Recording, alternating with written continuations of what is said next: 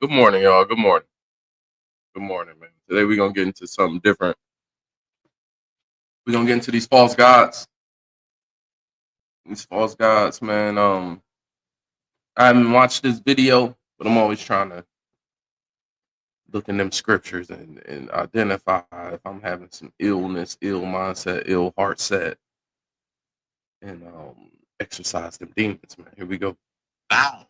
Baal was the chief god of the Canaanites and Phoenicians, widely recognized as a storm, fertility, and agricultural deity. His name means lord or master in West Semitic languages, which reflects his role as a dominant figure in pagan worship. In the Bible, Baal becomes the ultimate symbol of idolatry, Mm, drawing Israel's devotion away from Yahweh. His cult was promoted heavily by King Ahab and Queen Jezebel, who imported Phoenician worship practices into Israel and institutionalized them. This created direct conflict with the prophets of Yahweh, most famously Elijah. On Mount Carmel, Elijah challenged 450 prophets of Baal to prove their God's reality by calling down fire upon their sacrifice. mm, Despite their frantic prayers and rituals, Baal remained silent. By contrast, Yahweh sent fire from heaven instantly, consuming the sacrifice, altar, and even the water surrounding it. This account underscored Baal's impotence compared to the living God. Archaeological discoveries confirm Baal worship through inscriptions and altars. Images often portray him as a warrior god holding a lightning bolt, symbolizing his supposed control over storms. His cult included fertility rituals, sexual immorality, and sometimes even human sacrifice. Baal's worship repeatedly enticed Israel into covenant-breaking sin, making him one of the most dangerous and condemned false gods in the Old Testament. Asherah. Asherah was a major fertility goddess in Canaanite religion, described in ancient Ugaritic texts as the consort of Hel, the chief god in their pantheon. She was considered the mother of the gods and often connected to both fertility of the land and the sea. In some Israelite communities, Asherah was wrongly regarded as a consort to Yahweh, a belief that the prophets fiercely opposed as blasphemous. Her worship often centered around Asherah poles, wooden symbols erected on high places or beside altars. These poles became centers of idolatrous activity, involving ritual prostitution and fertility rites. Reforming kings like Josiah later tore them down to restore proper worship of Yahweh. Archaeological inscriptions have even been found pairing the words Yahweh and his Asherah, showing that many Israelites fell into syncretism, blending devotion to the true God with pagan practices. The Bible repeatedly rebukes the people for turning to Asherah, calling it spiritual adultery. She became a symbol of the constant temptation for Israel to compromise, mixing the holiness of God with the immorality of pagan culture. Moloch. Moloch, also called Moloch or Malik, was one of the most abominable gods mentioned in Scripture. He was worshipped primarily by the Ammonites, but his cult spread into Israel. Moloch is infamous for requiring child sacrifice, practice strictly forbidden by Yahweh. Leviticus chapter 18, verse 21, and chapter 20, verses 2 through 5 explicitly prohibit giving children to Molech, attaching the death penalty to anyone who participated. The rituals likely involved heating a hollow bronze statue of Molech until it glowed red hot, then placing infants into its outstretched arms, burning them alive. This horrifying practice is confirmed by parallel accounts from Greek and Roman writers who describe similar rituals in Carthage. Tragically, Solomon, under the influence of his that's foreign crazy. wives, built a high place for Moloch near Jerusalem, an act later condemned by prophets and historians. The Valley of Hinnom, south of Jerusalem, became notorious as the center of Moloch worship. In later Jewish thought, this valley, called Gehenna, came to symbolize hell itself. Moloch thus represents the extreme depravity of idolatry, religion that demanded the destruction of innocent life in the name of devotion. Chemosh was the national god of the Moabites, often depicted as a war deity who determined military victory or defeat. Much like Yahweh's role as the covenant god of Israel, Chemosh was seen as Moab's divine protector and source of power. In 1 Kings chapter 11, verse 7, Solomon, again influenced by his foreign wives, built a high place for Chemosh on a hill east of Jerusalem, an act that provoked the Lord's anger. Archaeological evidence confirms Chemosh's importance. The Moabite stone, also called the Mesha Stele, discovered in the 19th century, dates back to the 9th century before Christ. It records King Mesha of Moab attributing his nation's victories and defeats directly to Chemosh's favor or wrath. This aligns with the biblical narrative, which repeatedly depicts Chemosh as central to Moabite worship. Prophets condemned Chemosh as a rival to Yahweh, and King Josiah later destroyed his shrines in his sweeping religious reforms. Chemosh became not just a foreign god, but also a symbol of Israel's dangerous alliances and their tendency to adopt the gods of neighboring nations. Dagon. Dagon was the principal god of the Philistines, often associated with grain and for Israel's dangerous alliances and their tendency to adopt the gods of neighboring nations. Dagon. Dagon was the principal god of the Philistines,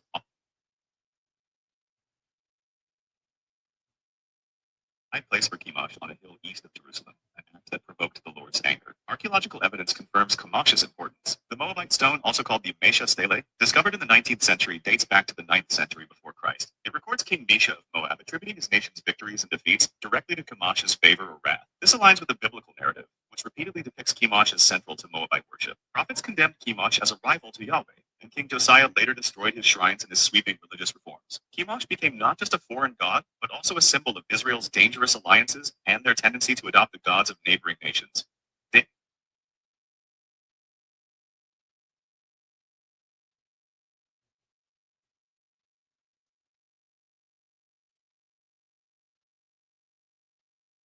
My bad, y'all. Trying to get a thumbnail. Yeah, here we go. Dagon. Dagon was the principal god of the Philistines, often associated with grain and fertility, though some traditions also link him to the sea. In Judges chapter 16, the Philistines gathered in his temple to celebrate Samson's capture, praising Dagon for delivering their enemy into their hands. However, Samson prayed to Yahweh for strength and then brought down the pillars of Dagon's temple, killing himself and thousands of Philistines. This dramatic act became a symbol of Yahweh's triumph over Dagon. In 1 Samuel chapter 5, when the Philistines captured the Ark of the Covenant, they placed it in Dagon's temple in Ashdod as a sign of victory. The next morning, however, Dagon's statue was found face down before the ark. After being set upright, it fell again the following day, this time shattered, with its head and hands broken off. This event demonstrated God's supremacy over Dagon and the futility of idols before the living God. Dagon's humiliation in Scripture highlights the theme that false gods, no matter how revered by nations, cannot stand before Yahweh's power and glory. Amen. Astarte. Astarte, also called Ashtoreth in the Bible, was a prominent goddess of fertility, sexuality, and war.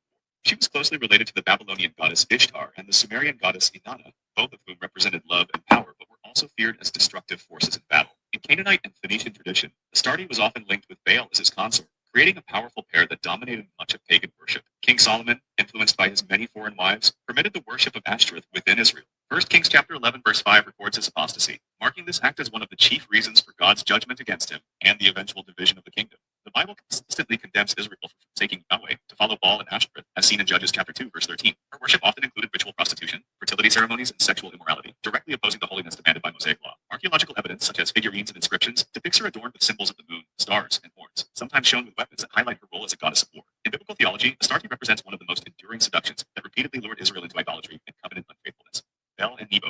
Bel and Nebo were chief deities of Babylon, each symbolizing the empire's religious and political might. Bel, a title meaning Lord, was often applied to Marduk, Babylon's supreme god. Marduk was considered the creator of the universe and patron of the great city of Babylon, embodying its military strength and cultural dominance. His great temple, Esagila, stood as a monument to his worship and to the power of the Babylonian Empire. Nebo, also called Nabu in Babylonian texts, was the god of wisdom, writing, and destiny. He was often depicted holding a stylus, symbolizing his role as the scribe of the gods and the one who inscribed human faith. Nebo was closely associated with the city of Borsippa, where his temple was a center of scribal training and religious devotion. Kings of Babylon often credited Nebo with granting them wisdom to rule and record their reigns. Isaiah chapter 46 verse 1 mocks both Bel and Nebo, declaring that they bow down and stoop low, showing that even the greatest gods of Babylon would collapse under Yahweh's judgment. Their eventual downfall was fulfilled when Persia conquered Babylon in the year 539 before Christ, proving that idols, no matter how exalted by nations, cannot save or endure against the true God. Divine council beings. The Bible contains intriguing references to Yahweh presiding over a heavenly divine council, an assembly of spiritual beings. Yo, is y'all learning something? Look, put a 1 in the chat if y'all can hear this clearly. 2 in the chat if you like, oh no, go back. Just the Quiet Shepherd channel is where we at right now. Every false god from the Bible explained in detail. You know, I'm always looking for help. I've been dealing and battling with certain things, and I'm trying to isolate the origin so I can exercise it. Like, I don't like dealing with torment and different things, but God be letting me know. So I ran into this channel. So I'm gonna get some help, man. Pray for me for sure. But you know, you gotta quest for this help. Often called the sons of God, or in certain contexts, even gods. Psalm 82 verse 1 states, God presides in the great assembly. He renders judgment among the gods. In this passage, the word Elohim is used both for Yahweh and for the other spiritual beings under his authority. These figures are rebuked for their injustice and told that they will die like mortals, highlighting their subordination. In Job chapter 1 verse 6, the sons of God are described as gathering before the Lord, with Satan among them, reflecting a heavenly court where decisions are made concerning humanity. This image parallels council scenes in other ancient Near Eastern cultures. Yet the Bible presents Yahweh as the undisputed ruler, unlike polytheistic pantheons where authority was shared. Over time, interpreters have understood these beings in different ways, some as angelic rulers of nations, others as rebellious spiritual powers who turned against God. The Bible affirms that while these spiritual beings exist, they remain under Yahweh's ultimate command, showing that monotheism in Israel was not the denial of spiritual realities, but the assertion of God's absolute sovereignty over them. Nephilim. The Nephilim are some of the most mysterious figures in Scripture, mentioned in Genesis chapter 6 verses 1 through 4, and Numbers chapter 13 verse 33. They are described as the offspring of the sons of God and the daughters of men. Many interpreters understand this as fallen angels taking human wives, producing a hybrid race of giants or mighty warriors. These beings are referred to as men of renown, legendary in their strength and violence. Their presence is tied to the great corruption of the earth before the flood, serving as one of the reasons God brought judgment on humanity in Noah's time. Later, when Israelite spies explored Canaan, they reported seeing Nephilim there and described themselves as grasshoppers in comparison. Whether understood literally as giants or symbolically as terrifying warriors, the Nephilim represented extraordinary human rebellion and the blurring of divine and human boundaries. Jewish traditions, such as the Book of Enoch, expanded on this That's story, portraying the interesting. Nephilim as corrupt offspring. The blur. I'm gonna go back. I never thought of it like that, but that's interesting. That's interesting. I've been heavy into the Nephilim and that because it's real early in the Bible, so I know it means something. But Listen to When this. Israelite spies explored Canaan, they reported seeing Nephilim there and described themselves as grasshoppers in comparison. Whether understood literally as giants or symbolically as terrifying warriors, the Nephilim represented extraordinary human rebellion and the blurring of divine and human boundaries. Jewish traditions, such as the Book of Enoch, expanded on this story, portraying the Nephilim as corrupt offspring of angelic beings who taught humanity forbidden knowledge. In biblical theology, their existence highlights humanity's descent into violence and sin, pointing to the need for divine judgment and cleansing through the flood.